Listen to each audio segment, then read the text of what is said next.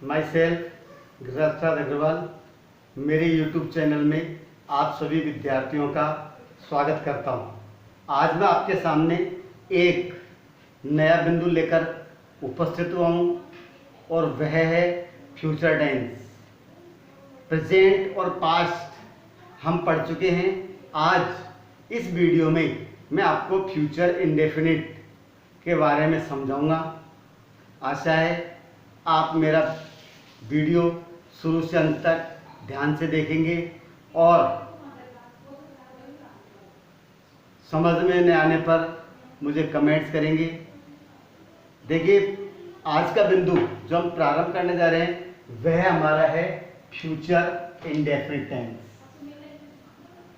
देखो, मैंने बताया था किसी भी टेंस में जो सेंटेंस के लिए टेंस पहचान के लिए चीज सबसे मेन आवश्यक होती है वह है पहचान, कि हम वाक्य के टेंस को कैसे पहचाने। तो देखिए, पहचान फ्यूचर इंडेफिनिट टेंस, इसकी पहचान है गा, गे, गी आदि शब्द क्रिया में जुड़ते हैं। क्या होता है? गा, गे, गी आदि शब्द क्रिया में जुड़ता है। जैसे हम लिखते हैं, लिख के बता रहा हूं, जाएगा, पढ़ेगी,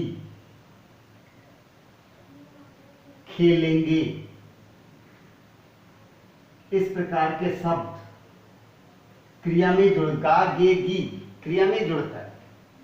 जाएगा, पढ़ेगी, खेलेंगे, बोलेंगे, हंसेंगे। तो गे शब्द किस में जुड़ रहा है? क्रिया में। ये टेंस की क्या है? पहचान है और इसी के द्वारा हम टेंस को पहचानते हैं। हेल्पिंग वर्ब के रूप में हम विल और सेल का यूज करते हैं। मेन वर्ब की फर्स्ट फॉर्म का यूज करते हैं। आई और वी के साथ सेल, अन्य के साथ विल। यहां पर विशेष ध्यान रखना है कि फ्यूचर के चारों टेंस में, चाहे वो इंडेफिनिट हो, चाहे कंटिन्यूअस हो, परफेक्ट हो या परफेक्ट कंटिन्यूअस, पूरे फ्यूचर में सहायक क्रिया के रूप में हम विल और सेल का ही यूज करेंगे। आगे के टेंस में विल और सेल के साथ कुछ सहायक शब्द जुड़ता है, जो मैं आपको अगले टेंस में बताऊंगा। तो आई और वी केवल दो ही शब्द है जिनके साथ सेल आता है, अन्य सभी के साथ हम विल का यूज करेंगे।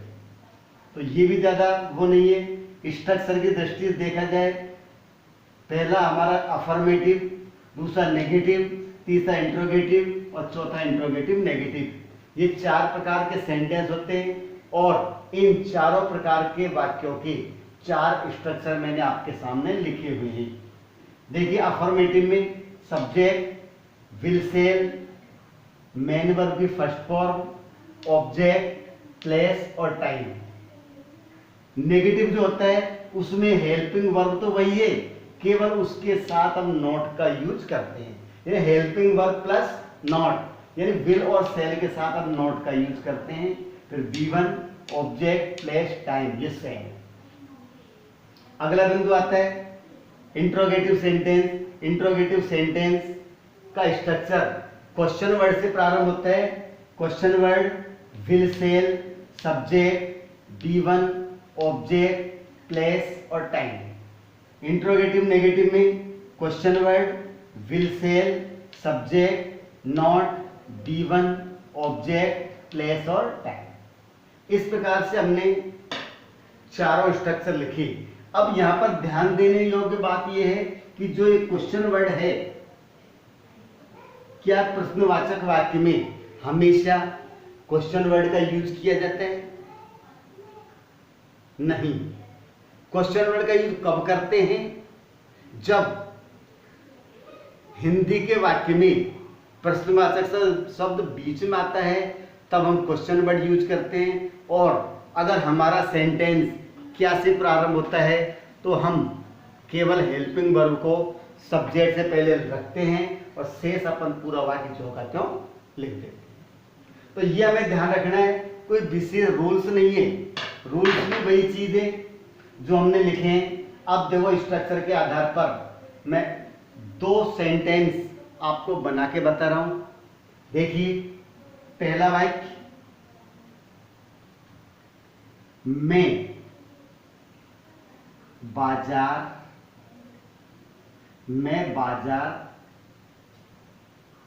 जाऊंगा।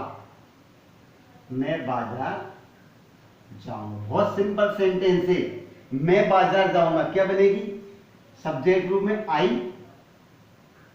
फिर आई के साथ विल सेल मिस लगाएंगे। देखो क्या लगेगा, आई के साथ सेल का यूज करते हैं। आई सेल, जाना क्या होती है? गो, तो B1 में गो आ गया, कहां जाएगा? To market. इस प्रकार से ये सेंटेंस हमारा हो गया, I shall go to market. देखिए मैं बाजार जाऊंगा क्या हो गया? I shall go to market. वह कक्षा में पत्र पढ़ेगा। वह कक्षा में पत्र पढ़ेगा, ये भी अफर्मेटिव है। वह कक्षा में पत्र पढ़ेगा, वह की अंग्रेजी क्या होती है? ही के साथ विल, पढ़ना की रीड, ऑब्जेक्ट रूम में ए लेटर, फिर क्या बता? कक्षा में, तो राइट इन द क्लास। इस प्रकार से हमने अफर्मेटिव सेंटेंस की रचना यहां पर की है। पहला मैं बाजार जाऊंगा, इसकी भी सेंटेंस बनता है I shall go to market, और next he will read a letter, इसका बनेगा वह कक्षा में पत्र पढ़ेगा। इसकी translation he will read a letter. तो इस प्रकार से हम सेंटेंस बनाते हैं। अगर हमारा वाक्य नेगेटिव आता है तो हमें कुछ भी चेंज नहीं करना होता है, सारा स्ट्रक्चर वही होता है, केवल विल और सेल के साथ नॉट का यूज करते हैं।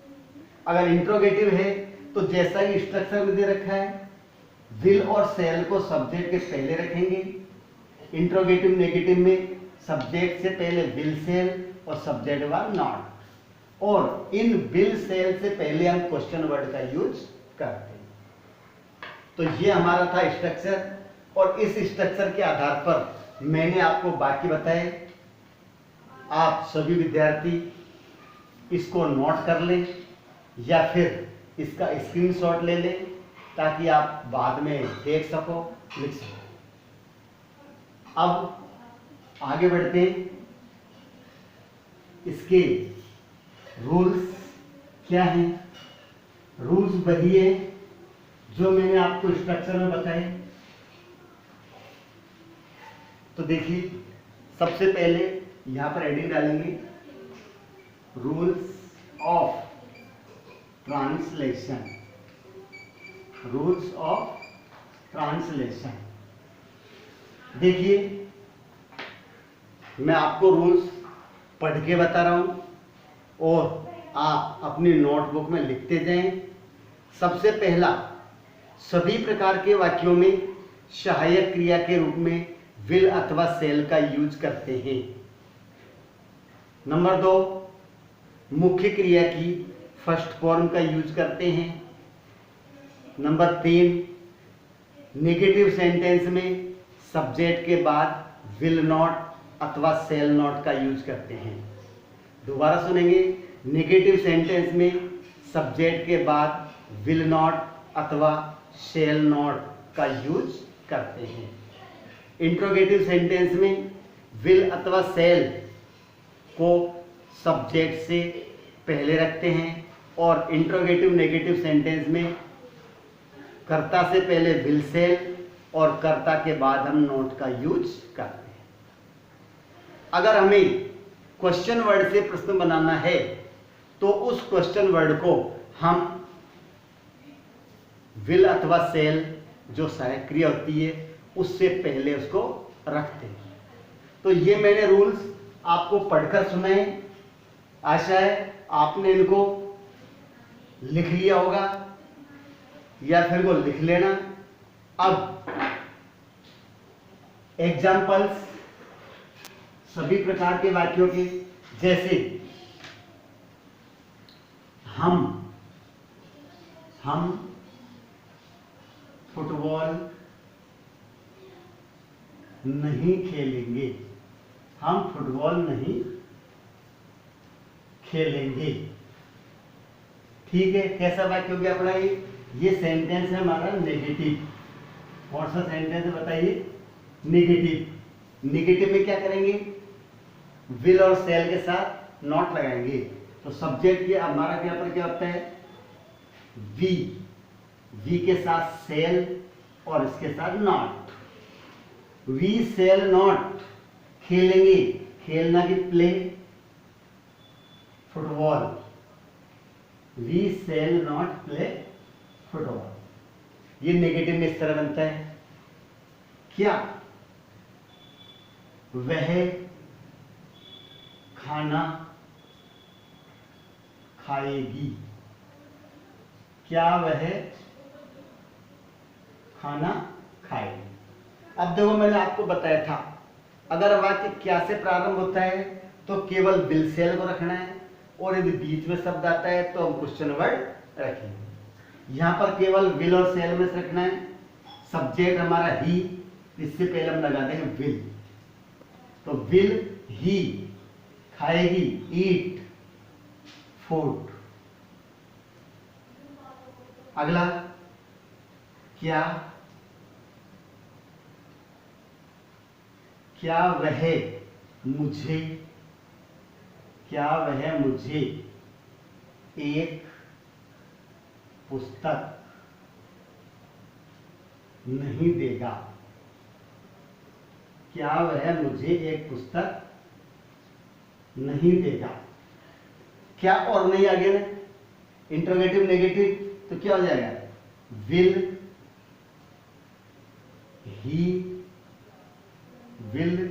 ही नॉट देना की गिव, मुझे इसके लिए मी आएगा, ए बुक। तो will he not give me a book. तो देखिए, will he not give me a book, क्या वह मुझे एक पुस्तक नहीं देगा।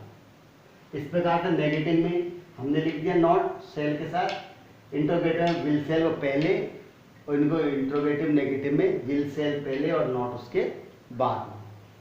इस प्रकार से हमने कुछ वाक्यों को समझने का प्रयास किया है। अब हम देखेंगे कि इंट्रोगेटिव सेंटेंस में क्वेश्चन वर्ड का यूज किस प्रकार से करते हैं। इन वाक्यों को लिख लें।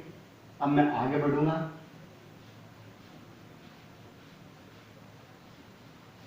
देखिए, क्वेश्चन वर्ड का यूज कब करते हैं? जब बीच में आता है, जैसे तुम आज यहां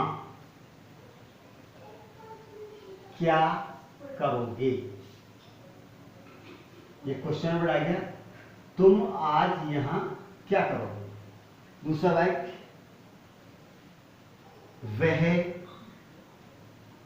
सब्जी क्यों खरीदेगी? वह सब्जी क्यों खरीदेगी? तुम जयपुर कब नहीं जाओगे? तुम जयपुर कब नहीं जाओगे? देखो, क्वेश्चन वर्ड में भी इंट्रोगेटिव नेगेटिव होता है, तो नहीं शब्द कहीं भी आ सकता है। तो तुम आज यहां क्या करोगे? सेंटेंस कहता है क्वेश्चन वर्ड क्या, क्यों और कब। तो सबसे पहले वाट के साथ विल, फिर यू। वाट विल यू करोगे, करना कि do. What will you do here, ये हमारा इंट्रोगेटिव हो गया। वह सब्जी क्यों खरीदेगी? क्यों के अंदर वाई विल शी, खरीदना की buy, why will she buy vegetables, VEGETABLES, vegetables. Next, तुम जयपुर कब नहीं जाओगे, क्या हो जाएगा? कब के अंदर वेन, फिर विल, सब्जेक्ट यू, नहीं के लिए not. When will you not go to Jaipur. इस प्रकार से हम क्वेश्चन वर्ड का यूज सेंटेंस में करते हैं। लेकिन कब करते हैं? जब ये शब्द वाक्य के बीच में आते हैं। तो यह मेरा वीडियो, ये फ्यूचर इंडेफिनिट टेंस कंप्लीट होता है। आशा है आपने समझने का प्रयास किया होगा, और नहीं आए समझ में तो कमेंट्स में बताएं। धन्यवाद।